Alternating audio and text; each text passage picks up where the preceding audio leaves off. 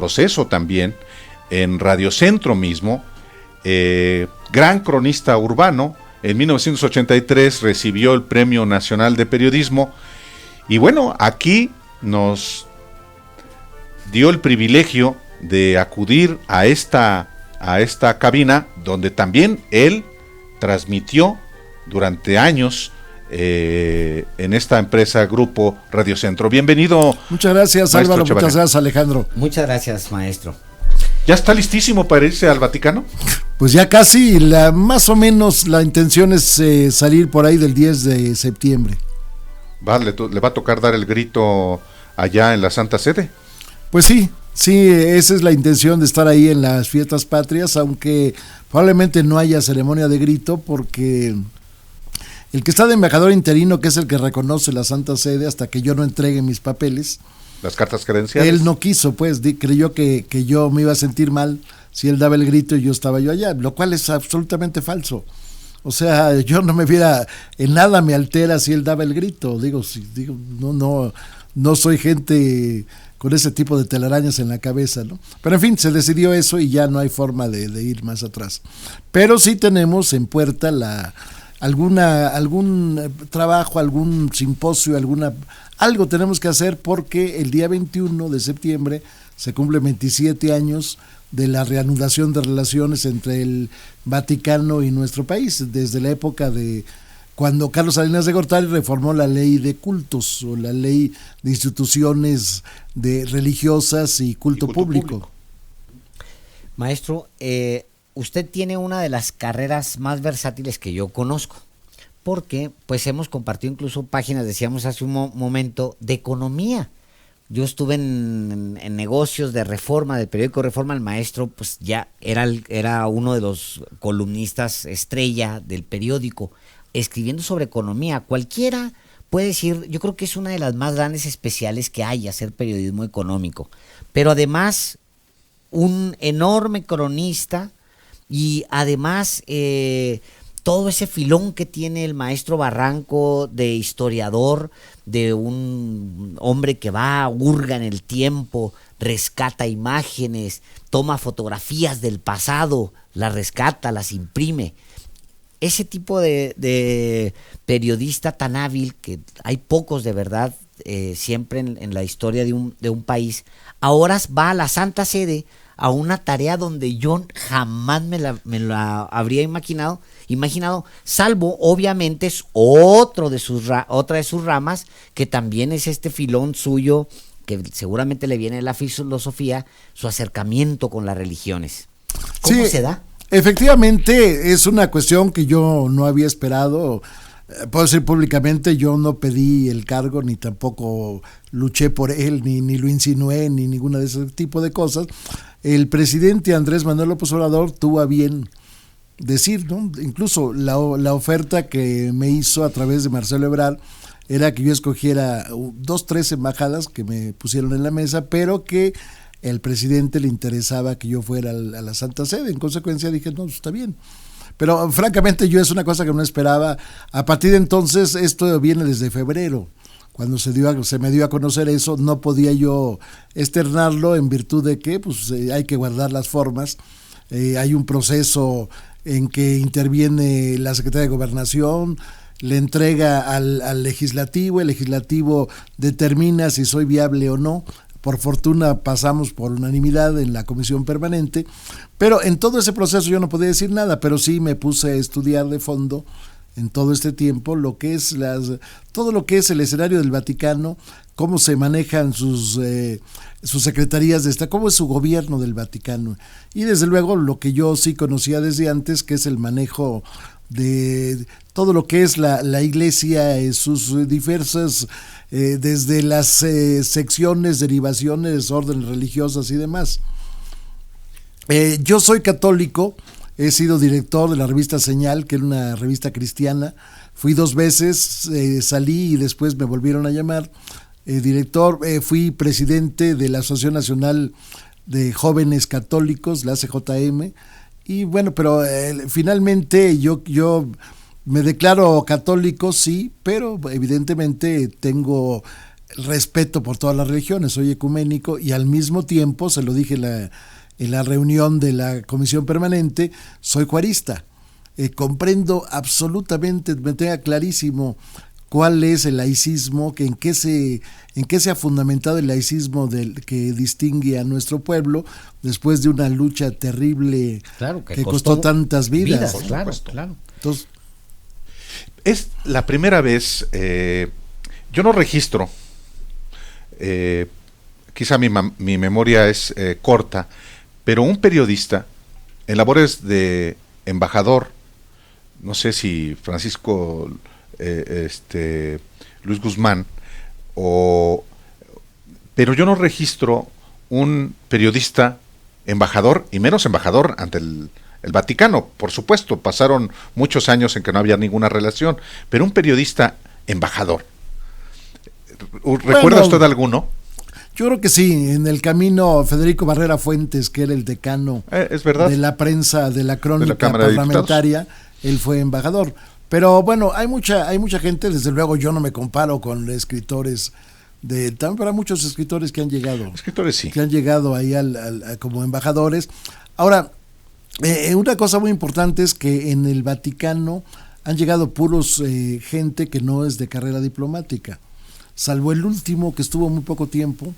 Él sí era de carrera diplomática, pero todos los demás han sido gente que no tienen nada que ver. Desde el primero que nombró Salinas. Desde el primero fue Agustín Telles Cruces, sí, que entró como, vamos a decir, como para abrir la cancha. Y una vez que ya se reanudan las relaciones, el primero fue el profesor Enrique Olivares Santana. Sí. Después vino la época de los panistas y ahí, bueno, pues sí, gente muy arraigada en el catolicismo que enviaron los panistas. Luis Felipe Bravo Mena, por ejemplo, Francisco Estrada Sámano. También Francisco Estrada Sámano, cuyo origen es Agustín de Iturbide. Exactamente, desde ahí viene la raíz, así es. Pero usted ya platicó con Andrés Manuel López Obrador. He platicado con él por teléfono nada más, voy a platicar con él directamente para que me diga exactamente qué es lo que quiere que hagamos ahí. Porque es un gobierno particular, es un gobierno de izquierdas, que también es un gobierno laico, pero también es un presidente que simpatiza muchísimo con el cristianismo, por lo menos no sé si sea, creo que no es católico. Es católico. No lo tengo tan claro, pero lo que sí tengo claro es que es un hombre que simpatiza muchísimo fuerte con el cristianismo en particular. Sí, bueno, aquí hay que tomar en cuenta primero que el Papa, como jefe de Estado del Estado Vaticano, bueno, pues tiene un reconocimiento a nivel de lo que representa un Estado muy pequeñito, 44 hectáreas, pero con una influencia tremenda. Entonces, eso le da un valor como un jefe de Estado importante. Y el Papa mismo mantiene la dualidad de ser el jefe o el representante de 1.313 millones de católicos que hay en el mundo. Eso le da una fuerza moral también muy importante. Entonces, lo que buscamos es un acercamiento a través del cual se profundicen ciertas coincidencias que tiene el gobierno de López Obrador con la Santa Sede y en especial con el Papa en materia de derechos humanos, en materia de respeto a los propios derechos humanos, en materia de protección a los indígenas, a la gente discapacitada. Desde luego un tema importantísimo es el de migración. Ahí tenemos que buscar algunos acuerdos a nivel bilateral, que el Papa y el propio país los eleven a nivel multilateral. Esa es una de las cuestiones importantísimas que tenemos. Hay muchas coincidencias en cuanto a austeridad. Así como el presidente actual no quiso vivir en Los Pinos, el Papa tampoco quiso vivir en la residencia que le tocaba, que era mucho más suntuosa que el departamentito donde ahora está. Ahora, hay cuestiones que no se pueden romper. Por ejemplo, los protocolos del Vaticano son muy estrictos. Cuando el embajador se reúne con el Papa en una ceremonia, por ejemplo, la entrega de las cartas credenciales, tiene que ir de frac. Entonces, a mí no me cabe en la cabeza ponerme un frac en un país que esté en austeridad y tampoco es mi talante, no. Pero se tiene que dar. Pero tengo que hacerlo porque Claro. hay cuestiones que la Iglesia mantiene firmes, pero hay otras que han ido avanzando. La personalidad misma del Papa, un Papa además de origen argentino, Que estuvo en la cárcel. que estuvo en la Estuvo en la cárcel, que cárcel. vivió la dictadura en su país, y un presidente de México con una característica del líder social por décadas, hacen que esta relación en la que usted va a estar Intermediando, digamos, la hacen muy peculiar, hasta en la solicitud de perdón que el presidente de México le hizo al Papa de manera formal también. Sí, bueno, en ese asunto la intención mía es profundizar sobre realmente qué fue lo que pasó. Y ahí hay una figura muy importante, que es el doctor Miguel León Portilla. Creo que es importantísimo que se ventile la obra, sobre todo el Visión de los Vencidos, de Miguel León Portilla ahí, para que se vea la otra realidad, sin llegar a un asunto de que firme un documento donde la Iglesia responsabilice. Creo que eso no nos llevaría a nada, pero sí nos llevaría a algo que se sensibilice qué fue realmente lo que ocurrió. O sea, sabemos, en Europa se sabe la historia desde el punto de vista de los vencedores. Bueno, vamos a ver qué fue el grito indígena cuando ocurrió ese tipo de cosas. Creo que es un buen momento para ventilar eso, y a mí me gusta también otro aspecto, que es la intervención de la Iglesia Católica, en especial la Santa Sede, en conflictos difíciles en el país.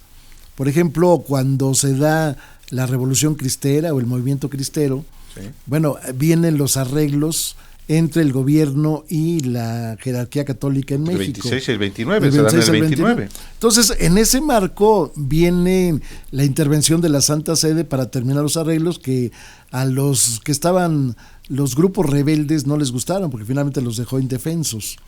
Y a mucha gente quiere saber eso. Entonces yo quisiera entrar a esos archivos y que permitan digitalizarlos, para que ese episodio tan negro, claro, que no sabemos, tan difuso todavía, sí, claro, lo iremos, ¿no? Que cualquier investigador pueda llegar y ver ese tipo de documentos. Es una maravilla, sería eso. Vamos hacia al siglo de que estalló precisamente la Guerra Cristera en 1926 en México. Estamos a 7 años de que se cumpla el centenario del inicio de la guerra cristera, que derivó en los acuerdos de 1929, y que hay todavía zonas oscuras que no se conocen en particular. Cuestiones, a pesar de los libros maravillosos que se han hecho, los 3 tomos, sí, de la Cristiada, a pesar de esos libros todavía hay lagunas de que, sobre todo en este caso, ¿cuál fue la intervención de la Santa Sede en eso? Creo que ya ahorita, en este momento, ya no hay heridas que en un momento se pudieran abrir. Se trata simplemente de conocer la verdad histórica. Con eso nunca se sabe.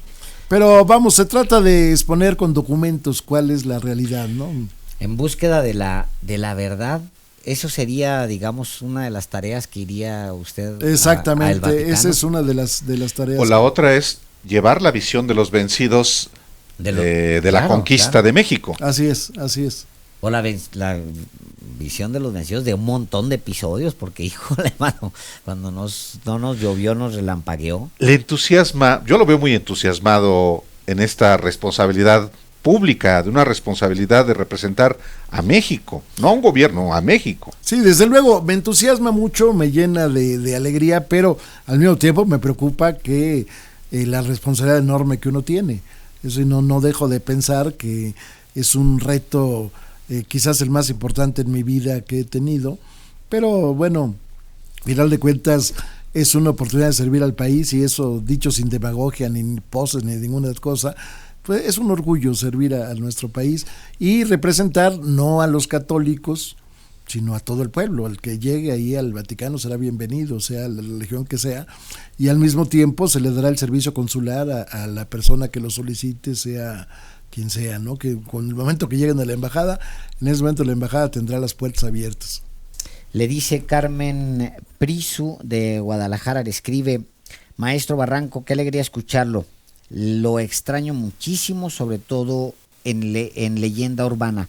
Le deseo lo mejor en el Vaticano y que Dios lo bendiga mucho y lo cuide. Le dicen desde Guadalajara. Gracias. Va a dejar de escribir la columna, naturalmente. Sí, la columna yo ya me despedí. Ya, Sí, de hecho, ya. lo leí en el Universal el día de ayer, Sí. que se acabó la columna. Se acabó la columna, pero no se agota la tinta. Claro, claro. Hoy me preguntó una reportera del Universal justamente, ¿por qué dice eso? ¿No? Bueno, pues porque voy a seguir escribiendo. Creo que en cuestión de crónica no tengo problema, no hay ninguna... de hecho voy a seguir escribiendo algunas crónicas desde allá, de la ciudad misma, de Claro. los archivos que yo tengo y demás. Hacer unas crónicas y eventualmente artículos en algún medio.